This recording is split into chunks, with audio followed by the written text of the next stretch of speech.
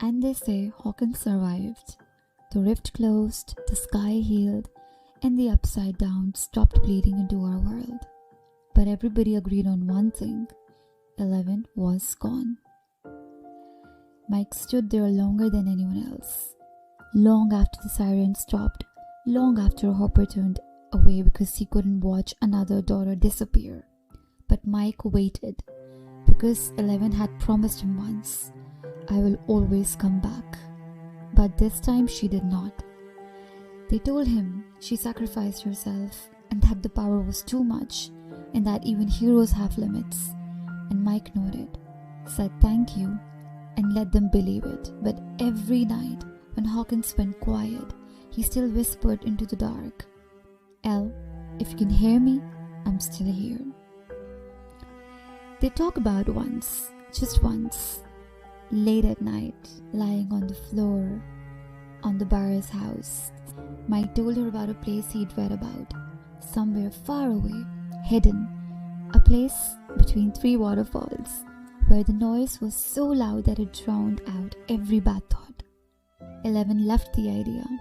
No labs, no doors, no people telling her what she was supposed to be. Just the quiet, the water, and her. And if I could go anywhere, she'd said, I would go there. And Mike laughed then, because it sounded impossible. So what really happened? When the final rift closed, 11 didn't die. She fell, not down, but away. The upside down tore itself loose from her like a storm ripping through skin.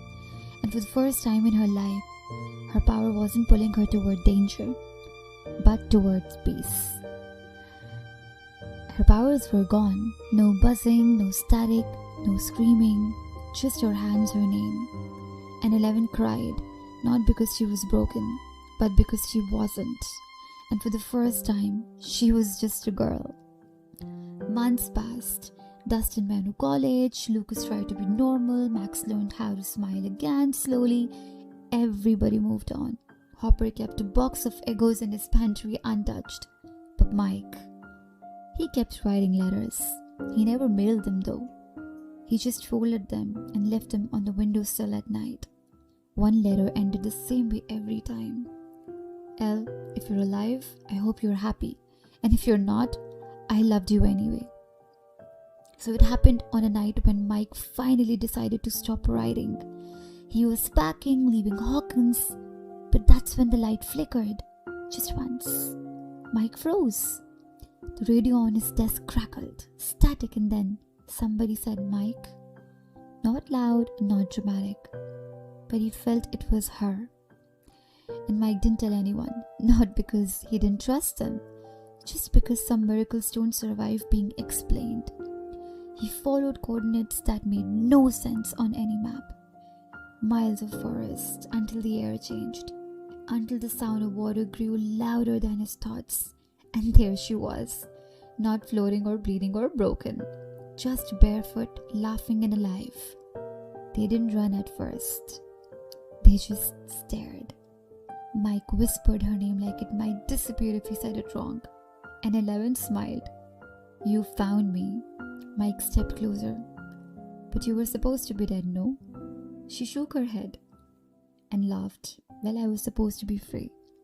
He laughed and cried at the same time because of course she was. Of course this was how it was supposed to end. She told him everything. How the power left her, how the world finally stopped asking her to save it. They didn't go back to Hawkins, not right away. The world had taken enough from them.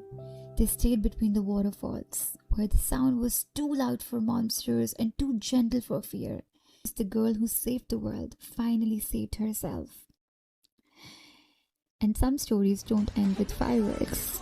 Some end with water and quiet and 2 kids who grew up too fast, finally learning how to live. And maybe that's the real happy ending we all wanted to hear.